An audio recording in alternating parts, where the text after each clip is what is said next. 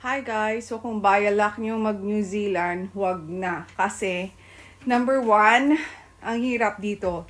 Recession and lahat ng mga work, mostly nakakilala ko, nagsipaglayas yung mga iba na pauwi sa Philippines kahit ilang ano lang sila dito. Ilang months lang. May mga 3 months, may mga 6 months umuwi na rin.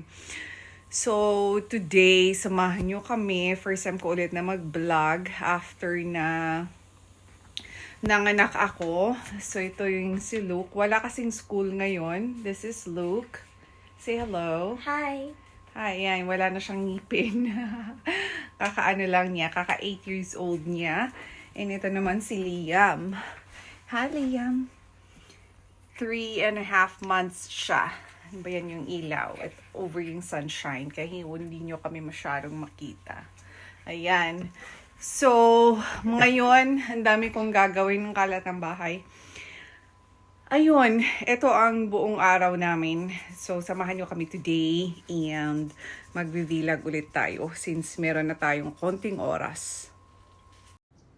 So, ayan guys, nandito ako sa aking studio. Mag-trim ako ng napakadaming pots.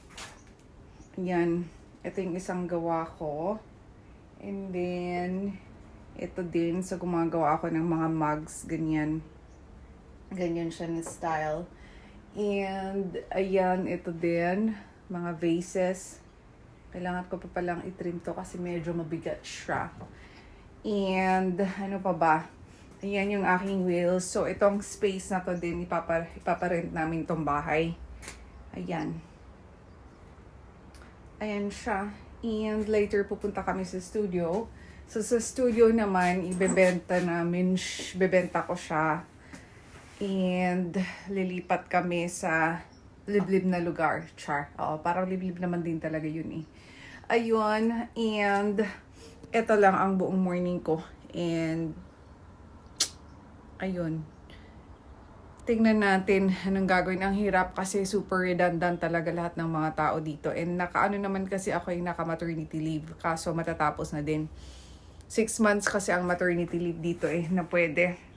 Tapos sa afternoon, kailangan meron ka ng sariling income, ganyan. Pero yung 6 months na yun, meron kang income from the government. So, kailangan na maghanap ng work. Ayun guys, umiinit na din. And this is Luke and he's trying to put his brother to sleep. Isn't it, Luke? Yeah. Yeah. Oh. And we're just walking around. Ganyan. Kasi I forgot to take a video kanina sa studio. But then, well, here we are now. Hi guys. So this is Liam having a cry. He's not really happy with what's happening. Oh my God. My babies. He's not really happy. And he's going like that. Oh, okay. Hi guys! So we are here. We are here naman talaga.